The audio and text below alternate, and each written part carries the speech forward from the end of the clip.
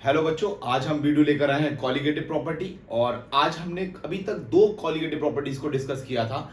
एक colligative property थी relative lowering in vapour pressure और दूसरी थी elevation in boiling point. Now we have discuss third colligative property that is known as depression in freezing point. तो बेटा depression in freezing point क्या होता है, इसको हमें समझना है। डिप्रेशन इन फ्रीजिंग पॉइंट, जितनी भी कॉलिगेटिव प्रॉपर्टीज हमने पढ़ी और उन सारी कॉलिगेटिव प्रॉपर्टी में एक ही चीज पढ़ रहे थे, when we add a non volatile solute in a volatile solvent the vapour pressure decreases always. मतलब जब भी हम नॉन वोलेटाइल सॉल्यूट को वोलेटाइल सॉल्वेंट में डालेंगे तो वेपर प्रेशर हमेशा क्या करेगा बेटा, डिक्रीज करेगा। ये बात तो जब भी हम कॉलिगेटिव प्रॉपर्टीज को पढ़ेंगे और तब हमें ध्यान रहना चाहिए, भाई कॉलिगेटिव प्रॉपर्टी पढ़ रहे हैं तो ये चीज होना ही होना है कि जब जब non volatile solute volatile solvent के अंदर डालेंगे तो वेपर प्रेशर घट जाता है। नाउ बेटा डिप्रेशन मींस कम होना। हिंदी में बोलेंगे डिप्रेशन का मतलब होता है कम होना। और फ्रीजिंग पॉइंट में तो फ्रीजिंग पॉइंट का कम होना, ये हमें पढ़ना है कि जब हम कोई भी नॉन वोलेटाइल सॉल्यूट डालते हैं किसी भी वोलेटाइल कंपोनेंट में तो आपका जो फ्रीजिंग पॉइंट है वो क्या हो जाता है बेटा, कम हो जाता है। इसको ही हमें पढ़ना है। तो सिंपल सी बात, सबसे पहले आप बात याद रखेंगे कि what is freezing point. Freezing point क्या होता है, तो आपने देखा होगा बेटा नॉर्मली हमारे घर में हम क्या है भाई, ट्रे में पानी भरा और पानी भरने के बाद हम फ्रिज में जाके फ्रीजर में रख दिया। After a certain interval of time जो हमारा पानी है वो हमारा आइस बन जाता है। तो वैसे ही क्या करना है, फ्रीजिंग पॉइंट क्या होता है, कब कोई चीज फ्रीज होगी। तो फ्रीज होने का मतलब है कि बेटा जब vapour pressure of substance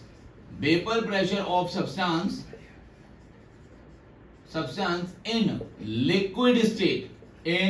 liquid state is equals to the vapor pressure of the substance at solid state।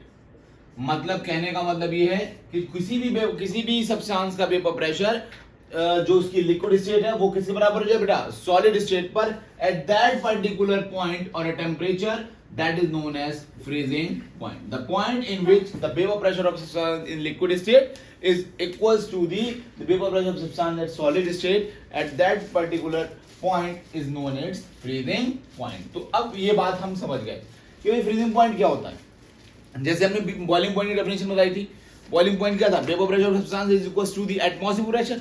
जो भी वेपर प्रेशर था सब्सटेंस का वो हमारे एटमॉस्फेरिक प्रेशर के बराबर आ रहा था, that particular point is known as boiling point. अब यहां पर क्या है बेटा, vapour pressure of liquid state is always equal to the vapour pressure of the solid state. मतलब आपका लिक्विड स्टेट और सॉलिड स्टेट के क्या हो जाए, दोनों इक्वल हो जाए at that particular point is known as vapour pressure. Now बेटा हम इसको ग्राफ से समझते हैं, वेपर प्रेशर वर्सेस टेम्परेचर। ये बिल्कुल सेम चलेगा और इसमें भी आपको कुछ फॉर्मूले याद रखने।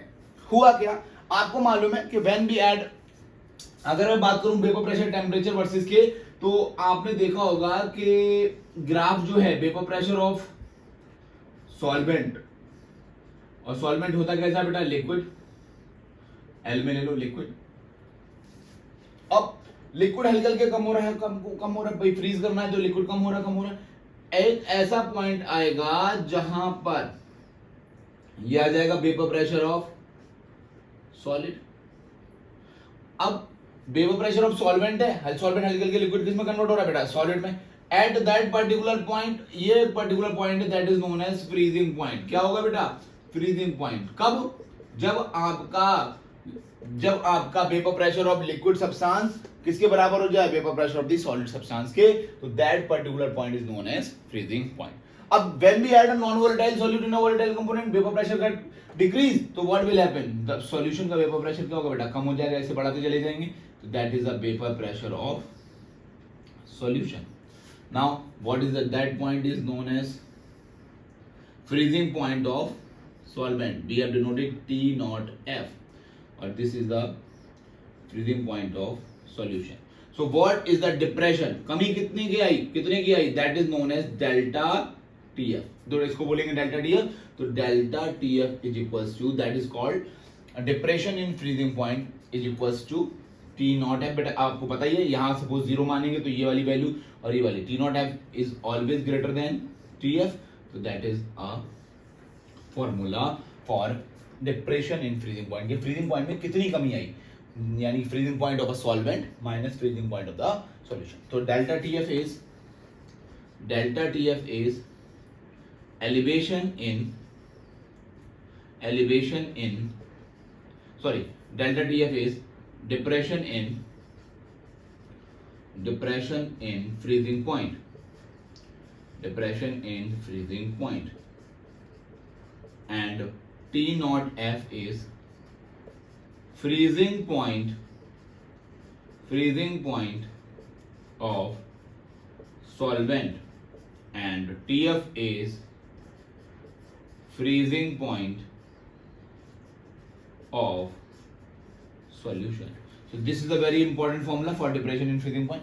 Now we have discussed another formula by doing certain experiment. जब certain experiment किए गए तो experiment करने पर देखा गया कि जो depression in freezing point है वो directly किसके proportional है बेटा, molality के। किसके proportional है, molality। जैसे ही यहाँ से proportionality sign हटाएंगे एक constant आएगा, that constant is known as Kf into the formula, second formula is delta TF is equals to Kf into m. Here Kf is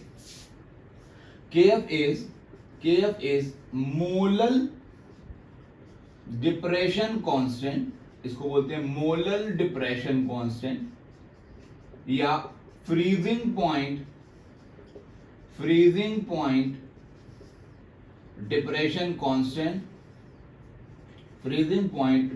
constant, या जो मोस्ट कॉमन इसका जो आपका बच्चों जो होता है ना, इसको नाम जो दिया है that is known as cryoscopic constant.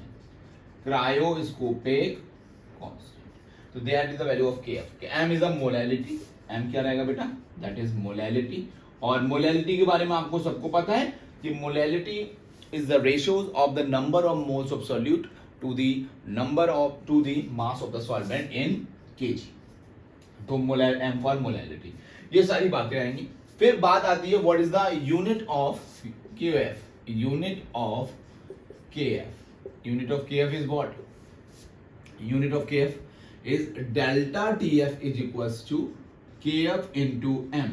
तो अब केएफ इनटू एम, केएफ को यहीं रखा बेटा, तो डेल्टा टीएफ अपॉन एम, और डेल्टा टीएफ क्या है बेटा, केल्विन, और मोलैलिटी की यूनिट जो होती है वो होती है बेटा मोल्स पर केजी। तो जब ये केजी ऊपर जाएगा दैट इज केल्विन केजी पर मोल, केल्विन केजी पर मोल। ठीक है बेटा, अच्छा ठीक। कभी कभार और पूछ सकता है आपसे कि define KF means define molar depression constant या define cryoscopic constant. So this is defined as when the molality of a solution, when 1 mole of solute is dissolved in a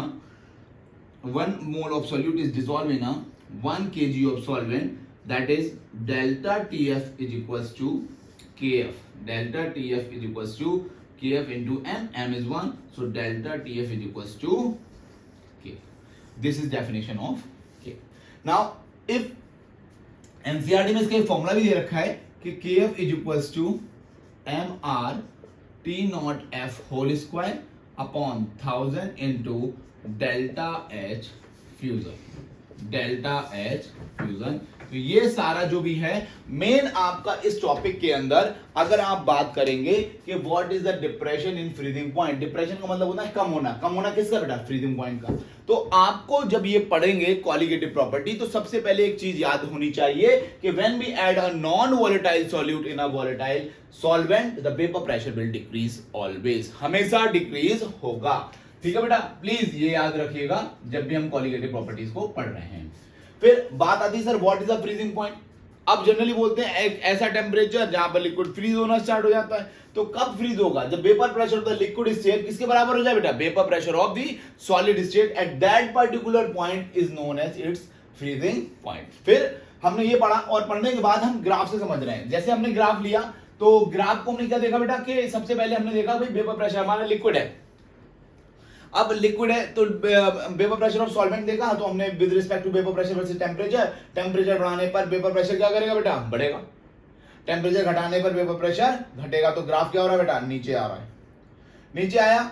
अब क्या हुआ, liquid state is converted into a solid state at that particular point is known as freezing point. तो क्या हुआ, vapour pressure of solid क्या हुआ, solid convert होना चालू हो गया, कि भाई जो लिक्विड था वो कन्वर्ट होना चालू हो गया किसमें, सॉलिड में, और that particular point is known as freezing point. आगे हम देखेंगे vapour pressure of solution, obvious है, नीचे जाएगा डाउन जाएगा, दोनों को हमने मिलाया, that particular point is known as T0F, that is CF, that is known as depression. कितना कम हुआ, अब ये वैल्यू कोई आई होगी फ्रीजिंग पॉइंट, उससे कम आएगा सॉल्यूशन का, जैसे नॉन वोलेटाइल डालोगे तो क्या होगा, कम, यानी कि यही तो बात है, कम होना किसका, फ्रीजिंग पॉइंट का। जब भी आप क्या डाल रहे हो, नॉन वोलेटाइल सॉल्यूट, तो क्या हुआ, टेम्परेचर क्या आया बेटा, कम आया, यानी कि चेंज इन फ्रीजिंग पॉइंट क्या आया, that is known as depression in freezing point, T0F minus T। Clear है बेटा। तो these all are the overall topic of depression in freezing point. इतना ही पढ़ेंगे, आपको दो फॉर्मूले बहुत ज्यादा इंपॉर्टेंट याद रखने हैं, delta DF is equal to T0M minus CF और delta DF is equal to KF into M। ठीक है बेटा, ठीक है। आगे हम आपको इसी वीडियो में हम नेक्स्ट न्यूमेरिकल लेकर आएंगे इसी टॉपिक के, तब तक आप हमारे साथ जुड़े रहें। थैंक यू बेटा।